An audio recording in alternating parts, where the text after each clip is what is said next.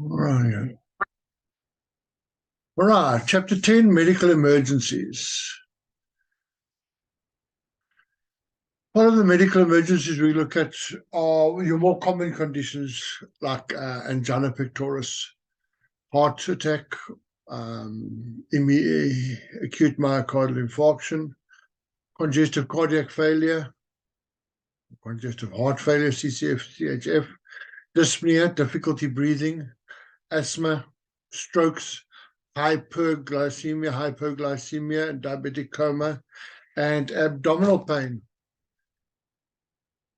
As emergency responders, you can prepare and treat medical patients by studying the signs and symptoms and treatments of each condition.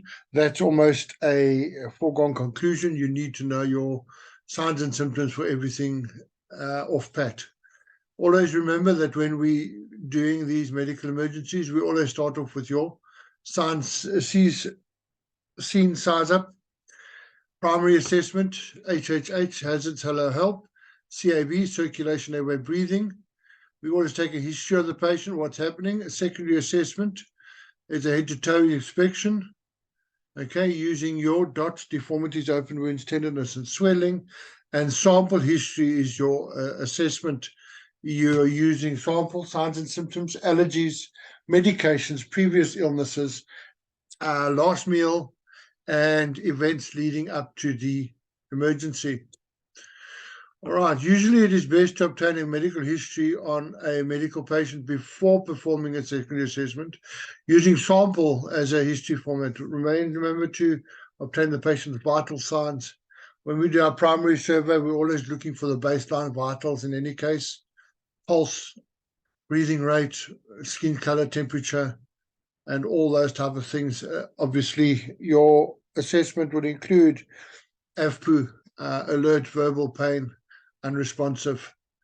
Okay. Always remember to reassure and calm your patient while you're going through this thing, talking continuously to your patient. Never stop asking questions, never stop speaking. That way you can always be aware of the fact that he's still conscious. He's not losing consciousness. He's battle against whatever he's fighting against. He's not losing that battle. General medical conditions have different causes, yet similar signs and symptoms. Initial treatment can stabilize the patient until the EMS and hospital personnel can take over. Remember, when you're looking at levels of consciousness or responsiveness, we use the AVPU scale, as I mentioned before. Alert, asking him questions like, where are you, who are you, what happened, and what day it is. Verbal response, just trying to get any type of response out of the patient, responding to your voice, responding verbally back to you. Pain response, well, that would be a sternum rub or a shoulder tap to see if there's any response from the patient. And then completely unresponsive is obviously the last step. When assessing the patient's mental status, we must consider two facts as well: the patient's initial level of consciousness and any changes that occur to those levels of consciousness in that patient. All right, altered mental status can be caused by many different types of things. We're looking at head injuries, anytime the patient is involved in a collision, high-speed incidents, sporting accidents, falling from a great height, things like that. Shock, we're always looking at things. Why is he in shock? Okay. What is the reasons? Is it from electrocution, things like that, maybe anything like that. Decreased levels of oxygen to the brain. Obviously, if we talk about the medical term shock, we talk about the perfusion of oxygen to the brain. Always remember, oxygen saturation levels need to be between about 100% and 96% in order for there to be enough oxygen going to the brain. Stroke is always a thing to look for when we look at these things. We'll get to that in a bit. Slow heart rate or bradycardia. Brady means slow. Why would there be reasons for there to be a slow heart rate? High fevers would also be able to cause definite mental altered status. A couple of more things: infections and poisonings. low levels of glucose resulting in diabetic incidence, insulin reaction, and psychiatric conditions. Okay, initial treatment, always maintain the ABCs, airway, breathing, circulation. We check that, we check body temperature. Okay, we keep the patient from additional harm. Do no harm, that is always a good policy. If the patient is unconscious and has not sustained trauma, we place the patient in a recovery position and we use postural drainage to keep the airway open, and so the patient won't choke or things like that if they vomit or if they got any saliva or anything coming out. Okay, it also just helps to keep the airway open, stops it closing up. And we also need to be prepared for suction. Remember, rules of suction. Only suction what we can see under visual, direct vision, for no longer than about 10 to 15 seconds, depending on the child or adult. Only while withdrawing the catheter, while we can see what we're doing, and we never push in anything that we can't see anyway, in case you block up the throat even more. Okay, all right, seizures. Seizures can be caused by quite a few things. Generalized seizures produce shaking movements. They take the entire body, involve the entire body. Usually only lasts for about a minute, 2 minutes, usually leaving the patient unconscious. When we talk about grand mal seizures, there's always that aura phase, the tonic phase, clonic phase when they're shaking, post-ictal when they're in that recovery phase and starting to regain themselves. All right, febrile seizures in children, all occurs in children and infants. It's a result of high fever, sudden high fevers. Okay, those are called febrile seizures. Absent seizures or petit mal seizures result in a brief time lapse of consciousness. They're not unconscious. They may be sitting, staring out the windows blankly into space.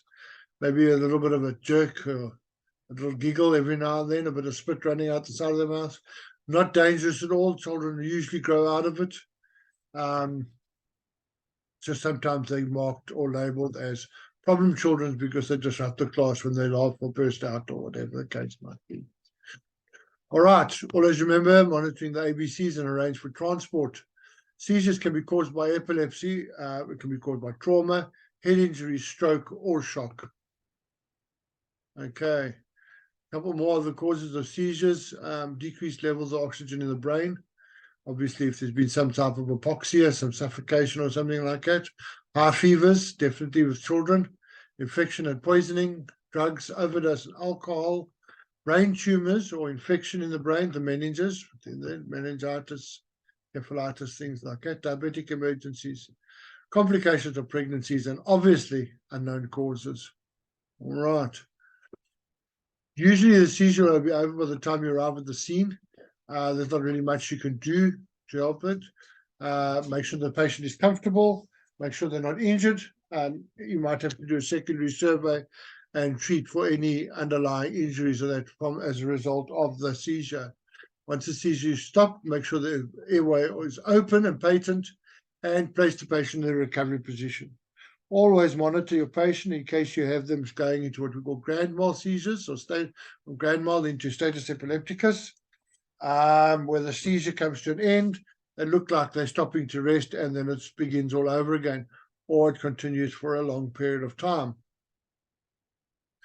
Okay, if the patient does not resume breathing by himself, begin breathing mouth to mouth or mouth to mask rather, or using a bag valve mask for breathing. We can administer supplementary oxygen as soon as it becomes available. After the seizure, move the patient to a more comfortable private place. I suggest nothing more than about 4 liters per minute in oxygen. If you're using a Venturi mask, yellow, at the most pink. Otherwise, a nasal cannula would work well for that. Okay, specific medical conditions. You will find it helpful to be knowledgeable about some medical conditions more specific you may encounter as a medical responder. Okay, let's have a look. Heart conditions. The heart must receive a constant supply of oxygen for the perfusion of oxygen to the muscle. Okay, the heart receives its oxygen through a complex system of coronary arteries. These arteries may become narrowed as a result of atherosclerosis. For those who don't know, that's just a buildup of plaque in the arteries. Progressive atherosclerosis can cause angina, heart attack, and eventually cardiac arrest or myocardial infarction. Chest pain is often caused by inadequate flow of blood and oxygen to the heart muscle. Okay, it's often described as a pressure or heavy discomfort. The patient is often short of breath and sweating and extremely frightened and has an impending sense of doom. Okay, these are often brought on by exercise, emotions, type of stress-related things. Always going to look out for those type of things. Will bring on angina attacks. It usually goes away after 10 or 5 or 10 minutes with resting. You can assist the patient in taking one of these pills or aerosol spray. Normally patients with angina have been prescribed medication like a nitroglycerine, sublingual nitrate tablets, or an aerosol spray. Okay, if the pain has not gone away after 5 minutes of the first dose, you can take another. If it doesn't go away after 5 minutes after the second dose of tablets, assume that the patient is having a heart attack and arrange rapid transport to hospital. Always follow the protocols regarding aspirin, regarding the administration of nitroglycerine. All right, let's have a look at a heart attack. A heart attack results when one or more of the coronary arteries becomes completely blocked. Okay, as you can see by the picture over here, coronary arteries run over the surface of the heart, feeding the heart muscle with oxygen and nutrients. Okay, two primary causes of coronary artery blockage would be severe atherosclerosis, or a blood clot or thrombosis. Okay, both are very serious conditions which will result in a patient having a heart attack and dying. Patient suffers an immediate severe chest pain. This is an acute being sudden. The pain may radiate from the chest into the left arm, the jaw, and the back. Patient is usually short of breath, weak, sweating profusely, nausea and vomiting may ensue. Okay, if the blocked area is critical or large, the heart may stop completely. The complete cessation of the heartbeat is called cardiac arrest. Cardiopulmonary resuscitation, CPR, would be your first emergency treatment, followed by obviously AEDs and shocking your patient. Okay. Take the following actions. We need to summon help as soon as possible. The quicker the help arrives, the better the chance of the patient having survived that heart attack. Talk to the patient to relieve his or her anxiety. Get them to breathe nicely into the nose. Slow nasal deep breathing helps to dilate the arteries and relax it so blood can flow through to that spot in the heart where it might be blocked off. Always touch your patient, reassure and calm, and try and get them help as soon as possible. All right, when a patient is having a heart attack, we need to move the patient as little as possible. Place the patient in the most comfortable position you find them. You're probably going to find that the patient will want to sit semi-seated position. Okay, help the patient take one adult aspirin, ASA, or 2 low-dose aspirins. If they're not allergic, you need to understand people can be allergic to aspirin. You need to ascertain first, is the patient able to take the aspirin? And do they take aspirin regularly or not already? Okay. Administer oxygen when available, usually high flow oxygen in a non-rebreather mask. Flow rate set to 10 to 15 liters per minute. Remember that in a small oxygen cylinder, that's only going to last you about 20 minutes. So you might want to dial back a little bit on that flow rate.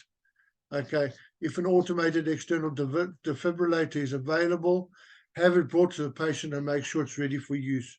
Always follow your local protocol when administering ASA or aspirin to a patient. Right. Congestive cardiac failure is caused by the failure of the heart to pump adequately. The failure is in the heart muscle, but congestion is in the blood vessels. Obviously, with an old heart, it's been used a lot and it's really old. The muscle is not as strong as what it used to be, and you will find out there's a buildup of fluids, pulmonary edema in the lungs that isn't being pumped around or moved from the lungs, so it ends up sitting there. You might also find people with older people with swollen feet and ankles is another sign of pulmonary pedal edema, which would also indicate something is not pumping properly, so lack in the heart anymore. Congestive cardiac failure, the major symptoms is a shortness of breath, rapid shallow breathing, voice gurgling respirations. You can always hear that sounds like there's water or fluid every time they breathe in and out. Profuse sweating, just enlarged neck veins, all signs and symptoms of difficulty breathing or dyspnea. Okay, anxiety, obviously, because people need to breathe. Shortage of oxygen makes people do crazy things. Okay. Actions to take: place the patient sitting down with his legs down to drain some fluid. Place the patient sitting with his legs down to drain some fluid back to the lower parts of the bodies. Administer high flow rate of oxygen as per your protocols. Summon additional help and arrange rapid transport to hospitals. You must remember with dyspnea, dyspnea means difficulty breathing or shortness of breath. It's usually associated with a serious heart or lung disease. Okay. Heart-related diseases, angina pectoris, heart failure, and congestive heart failure. Other diseases like COPD, emphysema, chronic bronchitis, pneumonia, asthma, asbestosis, things like that will also cause dyspnea and difficulty breathing. Okay, general treatment is obviously check the patient's airway and make sure there's no obstructions. Check for breathing, check rate, rhythm, quality, how deep the patient is breathing. Place the patient in a comfortable position, usually seated. Okay, provide reassurance, encourage them to breathe deep, nasal, slowly, and loosen those arteries and loosen some tight clothes and administer oxygen when it is available. All right, asthma. Asthma is an acute spasm of the airway associated with excess mucus production and a swelling of the lining of the respiratory passage. It can be caused by an allergic reaction. Just your normal pollens and things like that can cause asthma. It can be caused by severe emotional stress, exercise, and respiratory infections. Rare exercise-induced asthma often happens when kids playing things like hockey or rugby and things like that. And there's definitely a difficulty breathing. Okay.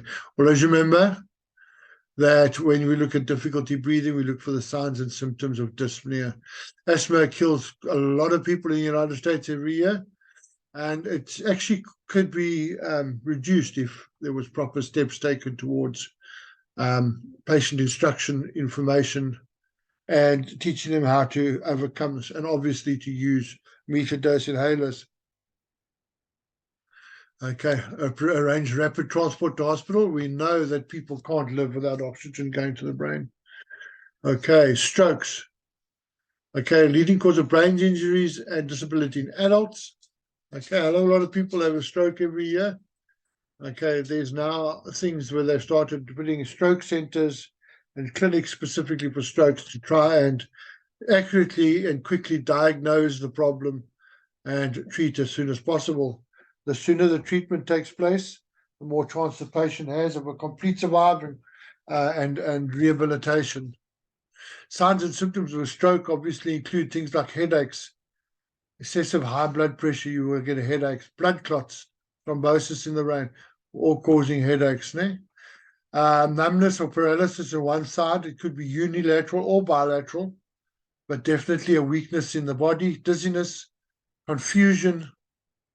Okay, signs and symptoms often include drooling, the inability to speak or to make certain sounds while speaking, difficulty seeing, unequal pupil size will denote injury to one side of the brain, unconsciousness depending on the size of the stroke, seizures may also develop, respiratory arrest. With respiratory arrest, we expect to find cardiac arrest and start with CPR, incontinence or loss of bowel functions, bladder functions, and unresponsiveness. Okay, people can't respond because their senses have been depressed or suppressed. All right. Cincinnati pre-hospital stroke scale. Okay, the Cincinnati pre-hospital stroke scale is used to determine whether the patient has experienced a stroke, requires no special equipment, and 72% probability of a stroke if there's one or three of these found abnormal. We just use what we call a FAST test, which is the same thing as this. Facial droop. If you look at the patient and you see the people that are around them, that notice them every day of their lives, they will know, you'll notice that they will tell you there's a disturbance in the symmetry of the patient's face, whether it looks the same on both sides, whether the patient can smile and have both sides of his mouth turn up equally. All right. With arm drift, we always ask the patient to close their eyes so they can't see what's going on, to raise both their arms out in front of them. And you will notice that with a weakness in the one side of the body, they will start to lose the strength in that limb very quickly and will start to drift down. Okay. We can use it both arms. Just remember that we could have a stroke on both sides of the body. Then it would be bilateral paralysis or weakness. Okay. Speech. We can always check for speech patterns, changes in speech patterns in the patient. You can ask, you can't teach your old dog new tricks. Use the patient, check that the patient can say his words properly. The patient will always have difficulty with the S's and T's, TH's, CH's, and words like that, where they have to do things. Obviously, your treatment in the stroke is maintain the airway all the time. We need to administer oxygen through a non-rebreather mask. You would have it running at about 15 liters per minute. If a patient having a seizure, try to prevent no further injury. Always place pillows or something under the patient's head or neck and monitor closely. All these things should be treated symptomatically and make sure that we get the patient to his hospital as soon as possible. If the patient is unresponsive, put the patient in a recovery position if you suspect no spinal injuries, and provide emotional support by talking to and touching the patient. Always try and communicate with your patient, because you never know if they can hear you, even if they're conscious or unconscious. Some patients can be treated with drugs to dissolve the blood clot, something like warfarin on an ongoing or permanent scale would be used to dissolve blood clots. However, if there's an aneurysm or a small bleed on the brain, we wouldn't necessarily want to give them something that's going to dissolve the blood even more, dissolve blood clots, because then we would just encourage bleeding and make the whole thing a lot worse. So therefore, rapid, accurate diagnosis is required in order to save this patient's life. Remember to always arrange rapid transport to appropriate level stroke center if that's what you are, your investigations determine. Okay, diabetes. Diabetes is the inability of the body to control the glucose blood sugar levels or insulin sugar levels. The body produces insulin, which enables glucose to move into the individual cells. The way I like to try and explain it is that insulin is a key which unlocks the cell membrane that allows the glucose to pass through into the cells. If the body does not produce enough insulin, the cells become starved of glucose and diabetes results. You must remember that those people that are always quite thirsty, flushed red skin, dry and moist, always tired, polydipsia, polyphagia, polyuria comes to mind. They always drink a lot, eat a lot, and pee a lot. There's a good chance that they have some sort of glucose or insulin emergency going on in their bodies. POPO is low, hypoglycemia. HYPO always means low. Often occurs as a result of enough insulin but not enough glucose. It's a very rapid onset. Okay. you're normally looking at normal HGT levels of about 4.5 to 6, 5.5, 4.5, 5.5. It's very low when it drops down to 2 or 2.5. Okay, or even lower, heaven forbid. They won't be very, very responsive then. Okay, skin will always be pale, moist, cool, rapid, weak pulse, dizziness and headaches, confusion, unconsciousness, sweating, maybe nausea. Okay, it sounds very much like a progression of shock to me. Signs and symptoms, rapid onset, like I said, the person experiencing a hyperglycemic attack or incident may look drunk.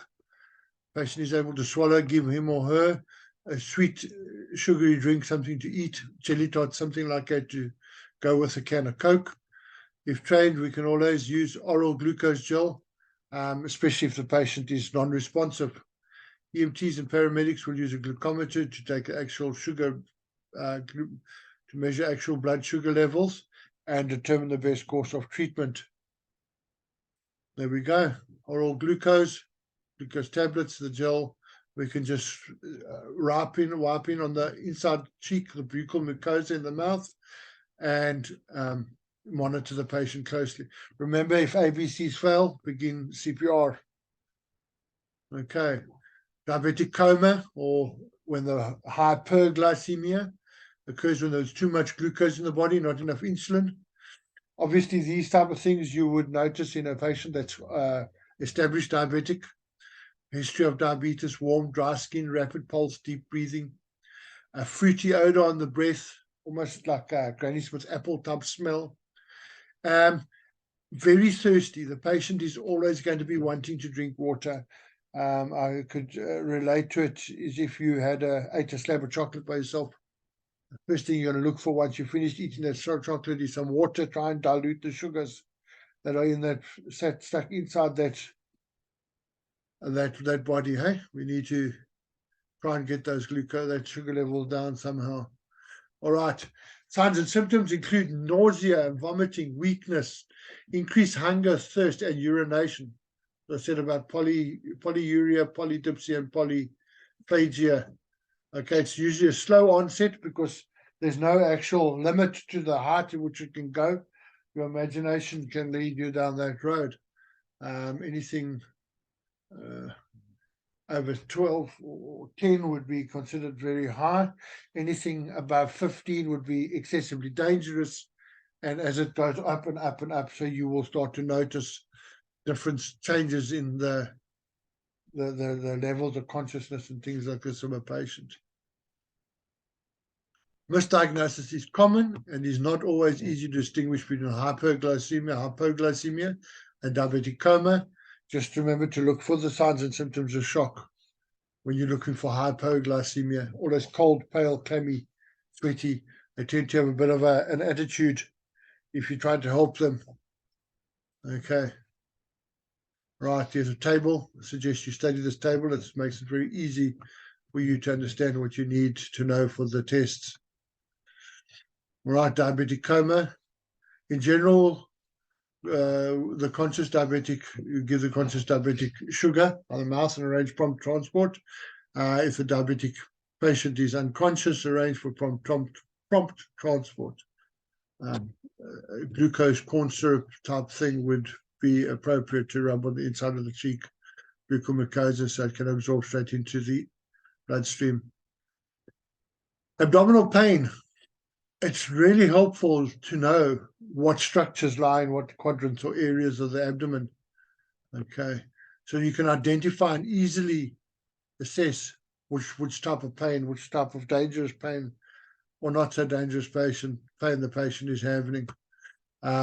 When we palpate, we press two hands put together, use the fingertips, and we check out each quadrant by quadrant, try and assess where the pain is coming from, and trying to assess the level of pain. Sometimes they use the scale PQRST to assess pain levels. Acute abdomen is caused by irritation in the abdominal wall. This may be a result of an infection or pressure in the presence of blood bleeding out in the abdominal cavity. Pain can be referred or deferred from other parts. Okay, if the abdomen is feeling as hard as a board, you must know there's something wrong. There shouldn't be such hardness. It should be soft and palpable and easy to feel.